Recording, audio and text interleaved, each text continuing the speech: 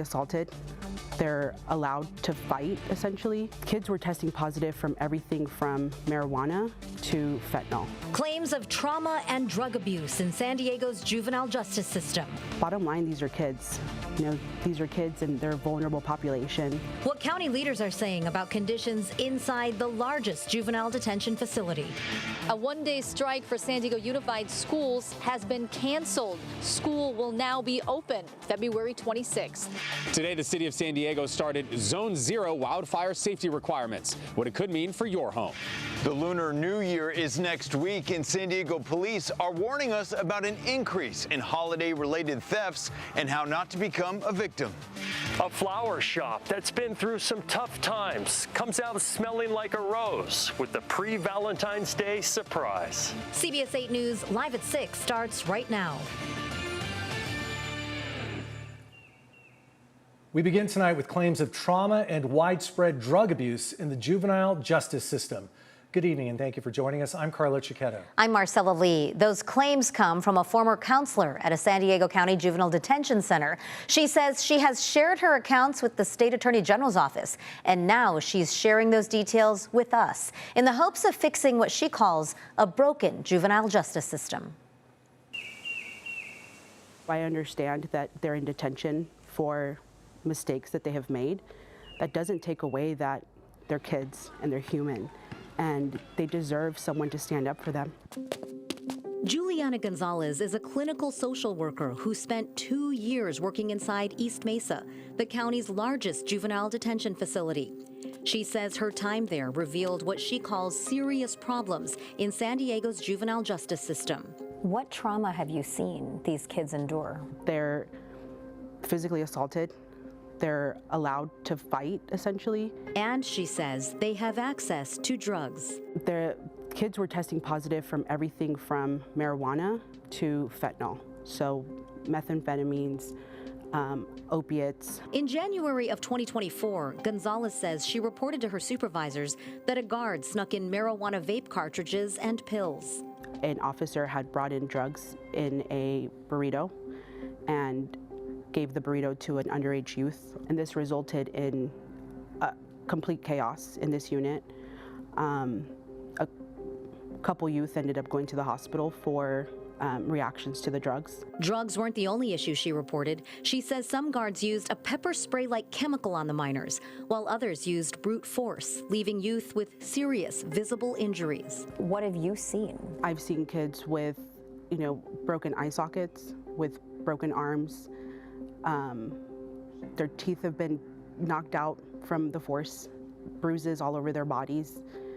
From each other or from guards? Both, unfortunately. Gonzalez says without warning, her security clearance was revoked. She says the county told her she was terminated for giving a gift to a teenager who was being released. What did you give him or her? I purchased a hat. I had a $25 gift card to Target, and very last minute I included $25 cash for this youth to purchase a snack or something, as he was going to be going into a halfway house after his release. Was this customary for you to do or for social workers to do? My colleagues and I would do it pretty often for especially the youth that didn't have much or didn't have anything that they were going home to. But Gonzalez believes what actually cost her job were her multiple reports of alleged violations by guards. To be honest, I think they were looking for any reason to use as an excuse. To get rid of you? Yes, because I don't think that they liked that I was reporting and that, the youth were telling me things. She is now suing the county with a retaliatory whistleblower claim. And she's also reached out to State Attorney General Rob Bonta, whose office launched a civil rights investigation into San Diego County's juvenile detention centers last May. They set up an interview with me and I spoke with them about what I had witnessed and, the things that had happened in the 2 years that I was working there. Gonzalez hopes that by sharing her story, she can help reform the system so youth can focus on rehabilitation, avoid further trauma, and return to their communities with a better chance at success. Bottom line, these are kids You know, these are kids and they're a vulnerable population. And I think it's important that we don't turn a blind eye to the things that are happening to these youth. A spokesperson for the California Attorney General confirmed the investigation into East Mesa was ongoing, but declined to comment further. We also asked San Diego County to comment on the claims of rampant drug use and other allegations. A county spokesperson said that a special unit has been created to investigate any and all allegations, while adding in part, county probation helps people rebuild their lives while keeping communities safe. The team of more than 1,000 professionals provides guidance, resources, and accountability to support positive change by focusing on rehabilitation, not just supervision, connecting people to education, job training, treatment programs, and community support. To read the county's entire statement, visit CBS8.com and click on this story. A one-day strike has been canceled, and all San Diego Unified Schools will be open February 26th. The change in plan comes after the San Diego Education Association reached a contract agreement with the district last night. CBS 8's Kelly Hessedal shares what district leaders, the union, and parents are saying tonight. Well, this definitely causes a bit of a scheduling headache for parents, but overall, both the union as well as the district say this is a major win for both sides. First, you're going to hear from the San Diego Unified Board President, Richard Barrera, and then from the San Diego Education Association. The agreement is something that I think educators are going to be really excited about, and they've earned this agreement because of the organizing work that they've done. We are relieved that we were able to come to an agreement without the need for a strike in our district. We were ready to strike, but we didn't want to have to strike. And here's video from last month of union members protesting outside of district headquarters. So this deal means, according to Barrera, a 5% wage increase for teachers, more support for special education teachers, more mental health support for students. The union says there was also a promise of no layoffs. Now, there are a couple of things to unpack here. First, I would say the wage increase is contingent upon the state releasing the funds. Barrera says there's about $5 billion for schools that needs to be doled out, and so he's calling on the union to put pressure on the state to release the money, which he says will happen. It's just unclear exactly when. Meanwhile, anyone who's a parent knows how difficult it can be finding a day camp or a babysitter to watch your child when school is closed. Originally, school was going to be closed for the strike February 26th, and then a makeup day was going to be held March 9th. Now school will be open the 26th, and March 9th will be a non-instructional day, meaning it's closed for kids. I talked to a parent, Jennifer Sumber. Her daughter is a student at Taft Middle School. Wow. I'm like, everybody just changed their plans and now we got to change them back, which was the original plan for the 3-day weekend and then school, on regular on Thursday.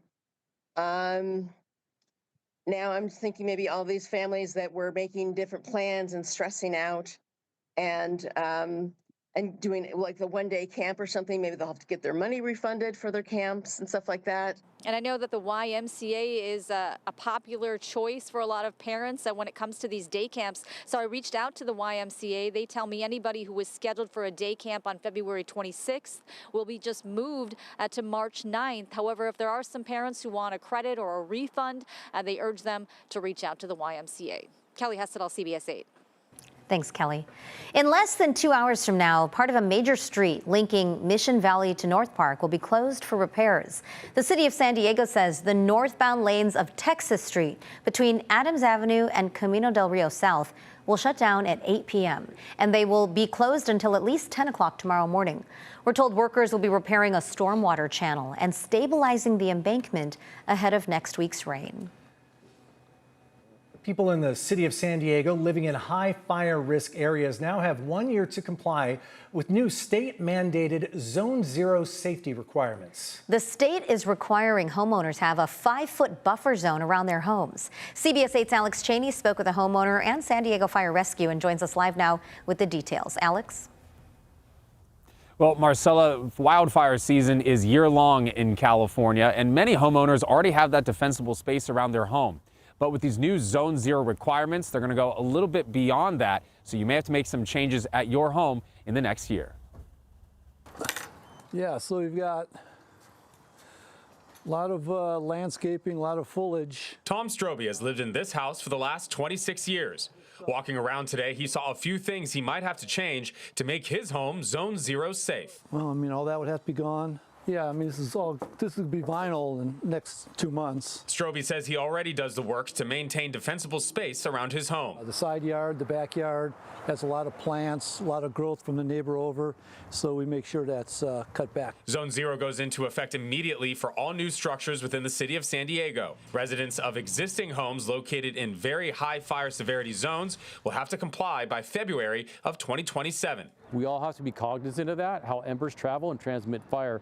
That's why this new zone is important. Zone 0 is the area within 5 feet of a home or building, including outbuildings, attached decks, and chairs. The requirements include removing any dry brush around the home, using hardscape materials such as concrete or gravel, limiting combustible outdoor furniture, and fences or gates.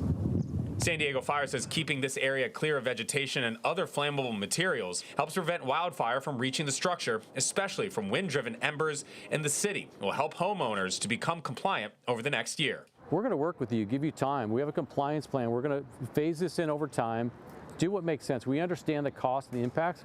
We want to reduce risk. That's our focus here. That's too far away. Back at home, Tom knows the cost of renovating for Zone 0 requirements will be paid for by the homeowners, but is willing to spend a little extra to make his home and his neighbors safer. I'm all for it. If it takes us to spend a couple extra dollars to make our property and our neighbors' property safer, I'm all in.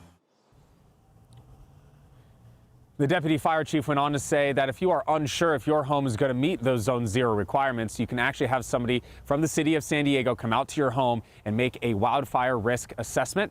You can find a link for that on our website, cbs8.com. Reporting live, I'm Alex Cheney. Back over to you. And while it might seem like just one more thing that you have to do, it could help your own home, your neighbors, the whole community. Also, it impacts insurance rates, which are a big thing. We've seen them spike all across the county. People lose coverage. That's one way to help yourself and others keep it. Right.